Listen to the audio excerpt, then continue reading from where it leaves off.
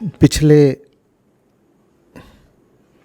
कुछ महीनों से आप झाड़ फूक, जादू टोना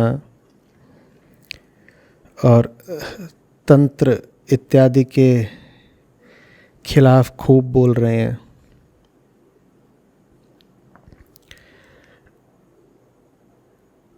आपको तांत्रिकों से डर नहीं लगता?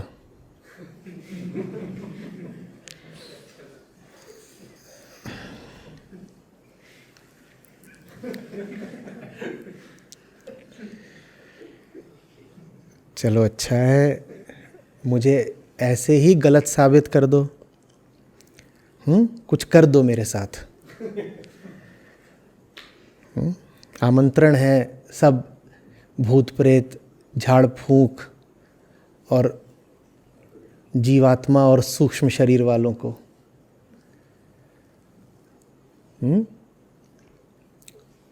मुझ पर भी किसी साये का, भूत प्रेत का, देवी देवता का हमला करा ही दो ना, मार ही डालो या पागल कर दो या कुछ भी कर दो। चुनौती है। जितने घूम रहे हैं ये कहते हुए कि अभिमंत्रित जल फेंकेंगे तो तुम्हारा बुरा हो जाएगा या कल्याण हो जाएगा। आज तक भी जितनी बातें कही गई हैं इस तरीके की, उनके बिल्कुल उल्टा ही चला हूँ। अब राम जाने कि मेरा भला हुआ है कि बुरा हुआ है, पर आज जहाँ भी हूँ वो इन सब अंधविश्वासों के बिल्कुल उलट चल करके हूँ। न जिंदगी में कोई मंत्र मारा, न जंतर मारा, न तंत्र मारा,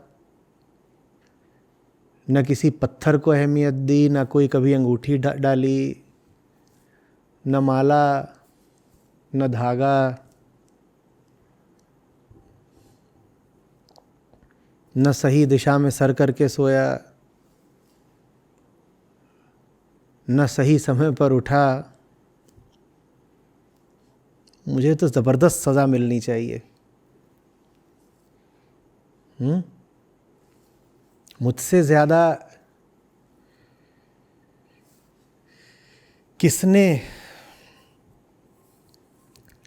उल्लंघन किया है सब जंतर मंतर जादू टोने का? और अगर अभी तक नहीं मिली है तो मैं आमंत्रित कर रहा हूँ, दीजिए मुझे सज़ा। जो बताते हैं कि आंख बंद करके उड़ जाते हैं वो, आइए सामने आइए, स्वागत है आपका। शरबत पिलाएंगे आपको, इतनी दूर से उड़कर आए हैं, जेट लैग हो रहा होगा।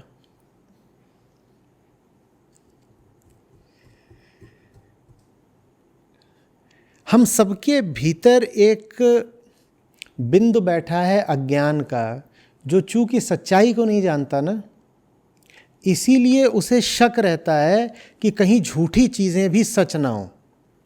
इस बात को समझो। मैं आपसे पूछूं कि कलम कहाँ है, और अगर आप नहीं जानते कि इस चीज को कलम कहते हैं, तो आपके लिए इस कमरे की कौन कौन सी चीज कलम हो सकती है?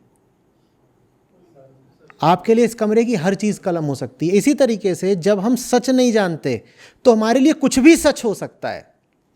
जब आप नहीं जानते कि कलम क्या होती है, आपने कलम कभी देखी नहीं, तो मैं आपसे कहूं कलम है इस कमरे में, बताओ कौन सी चीज़ है कलम? तो आप कहते हैं क्या पता किस चीज़ को कलम बोलते हो सकता है इस पंखे का ही नाम कलम हो।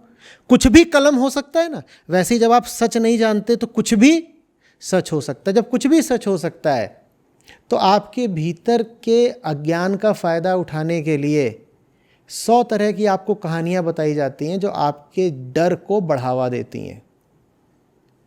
और वो डर ऐसा नहीं है कि सिर्फ निरक्षर अनपढ़ लोगों में होता है, वो डर उतना ही बड़ा खूब पढ़े लिखे लोगों में भी होता है, जिनको आप हाईली एजुकेटेड बोल दोगे, बल्कि जो वैज्ञानिक हैं उनमें भी होता है। क्योंकि हो सकता है कि आप बहुत ऊंचे वैज्ञानिक हों, लेकिन भीतर के सच का आपको कुछ पता ना हो। तो गंडा तावीज़, झाड़ फूंक, जीवात्मा, ये सब चलता ही इसीलिए है क्योंकि कुछ बहुत कुटिल शातिर लोग होते हैं जिन्हें पता होता है कि हर आदमी भीतर डरा हुआ तो है ही। पूरे विश्वास के साथ वो नहीं कह सकता कि पदार्थ क्या है, भौतिक क्या है, पराभौतिक क्या है। इस मुद्दे पर हर आदमी भीतर से ज़रा संदेह में है, असमंजस में है। चूँकि आप संदेह में हैं इसीलिए आप पर कोई भी दावा थोपा जा सकता है। आप नहीं जानते कि जो भी चीज़ कल्पना के दायरे में आती है, जो भी चीज़ नाम रूप रंग आकार रखती है, वो मानसिक है। और आप नहीं जानते कि जो असली है वो मन में आ नहीं सकता। हम इन दोनों चीज़ों में साफ भेद करते नहीं हैं। तो इसीलिए हमें डराने वाले, बहकाने वाले इन दोनों के बीच में एक धुंधला सा क्षेत्र ईजाद कर लेते हैं जिसको वो कहते हैं मिस्टिकल एरिया, जिसको बोलते हैं अदर डायमेंशंस ऑफ लाइफ। वो कहते हैं देखो, एक तो है मटीरियल और एक शायद होता होगा पैरा मटीरियल, जिसको निराकार निर्गुण कह सकते हैं। लेकिन एक ऐसा भी होता है जो न पूरी तरह से मटीरियल है और न ही अभौतिक है। वो भौतिक भी नहीं है, पराभौतिक भी नहीं है, वो भूत प्रेत है। तो भूत प्रेत क्या है? वो दिखता तो है पर तुम उसे छू नहीं सकते। तुम उसे छुओगे तुम्हारा हाथ बीच से निकल जाएगा। बात समझ रहे? ये नहीं देख रहे कि ये जो बात कह रहे हैं वो विज्ञान के साथ साथ अध्यात्म के प्रति भी अज्ञान को दर्शाती है। दोनों का उल्लंघन है।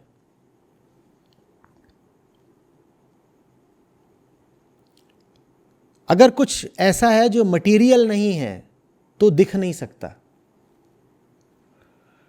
क्योंकि देखने वाली आंखें मटेरियल है। तो अगर आपको कुछ दिख रहा है तो मटेरियल ही होगा। उन्हें ये मूल सिद्धांत नहीं पता कि आपको कोई ऐसा अनुभव नहीं हो सकता जिसमें जो अनुभव का विषय है, जो ज्ञेय वस्तु है, वो मटेरियल ना हो। आप कल्पना करिए किसी भी ऐसी चीज की जो मटेरियल नहीं है। कर सकते हैं क्या कल्पना? कोशिश करिए, कल्पना भी करिए किसी ऐसी चीज की जो मटेरियल नहीं है। आप जिस भी चीज की कल्पना करेंगे उसमें भौतिकता शामिल होगी, और जो कुछ भौतिक है वो तो यही जमीन का हिस्सा है। उसको काहे मिस्टिकल बना रहे हो? काहे उसको भूत प्रेत, अदर डायमेंशंस बोल रहे हो? वो तो यही डायमेंशन है, मिट्टी का डायमेंशन, मॉलिक्यूल्स का डायमेंशन। लेकिन इसके पीछे जो मनोविज्ञान है उसको समझना जरूरी है। चूंकि हम डरे हुए हैं इसीलिए हमें डराया जाना बहुत आसान है। और हम डरे हुए क्यों हैं? क्योंकि हम सच से दूर हैं। जो सच से दूर होगा उसकी सज़ा ये होगी कि वो इन सब चक्करों में पड़ेगा। ऐसी वाइब्रेशंस, ऐसी एनर्जीज, ये अंगूठी पहन लो, ये पत्थर धारण कर लो, फलाना पानी पी लो, और इस तरह के जितने भी टोटके होते हैं, ये सब सच से दूरी के कारण होते हैं। ठीक है, सज़ा मिलनी ही चाहिए। चतुर व्यापारी आकर के फिर लूटेंगे हमारे अज्ञान को, यही सज़ा है।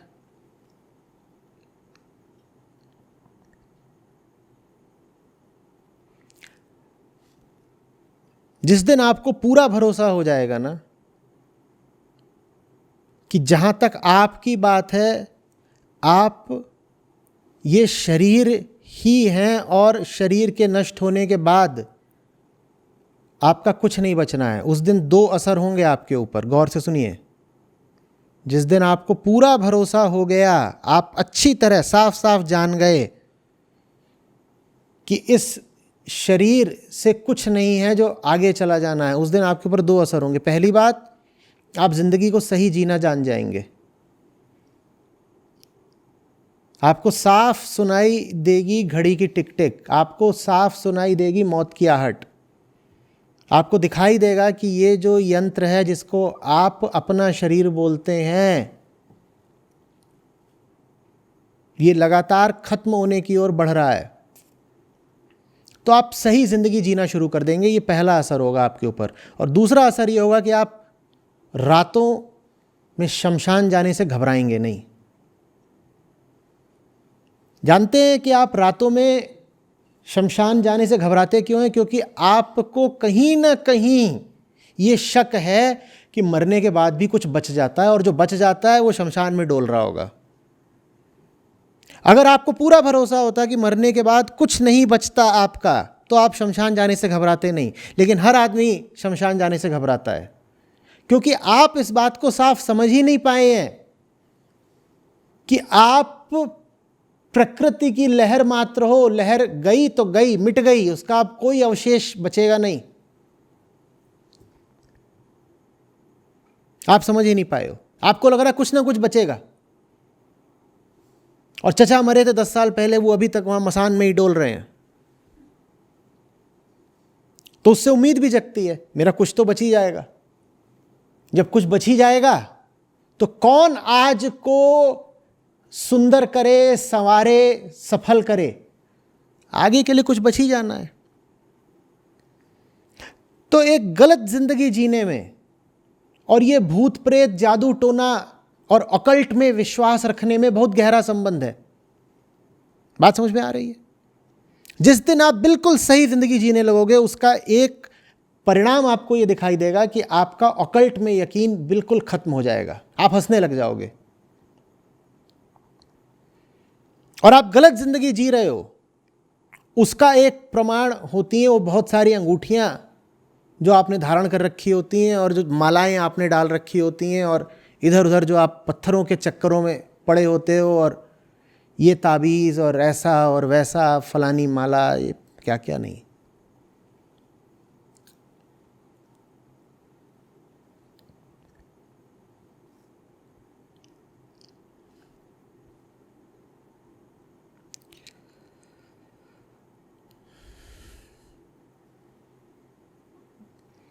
बल्कि यहां तक कह सकते हैं कि कोई व्यक्ति कितनी गलत जिंदगी जी रहा है, इसको नापने का एक पैमाना ही यही है कि देख लो कि उसका कितना विश्वास है इन सब चीजों में। Pseudo spirituality, life after death,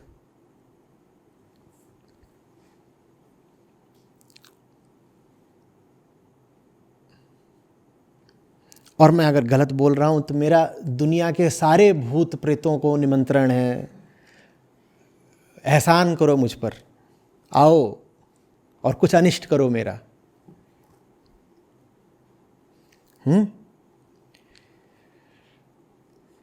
और जो भूत प्रेत अभी सो रहे हो भैया, उनका भी समय होता होगा, वो बाद में देख लें, यूट्यूब पर चढ़ेगा ये, तो तुम यूट्यूब पर देख लेना भाई। जब वो इधर उधर जा सकते हैं, वो सारे काम कर रहे हैं जो इंसान करता है, तो यूट्यूब भी देख ही सकते हैं वो।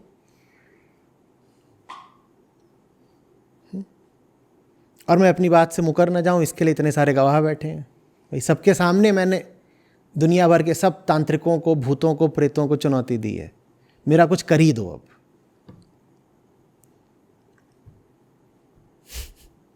अरे पहले भी बहुत बार दे चुका हूं, कुछ नहीं कर पाते ससुरे। मेरी पूरी जिंदगी ही झूठ को चुनौती की तरह है। बिगाड़ सकता है जो बिगाड़ ले।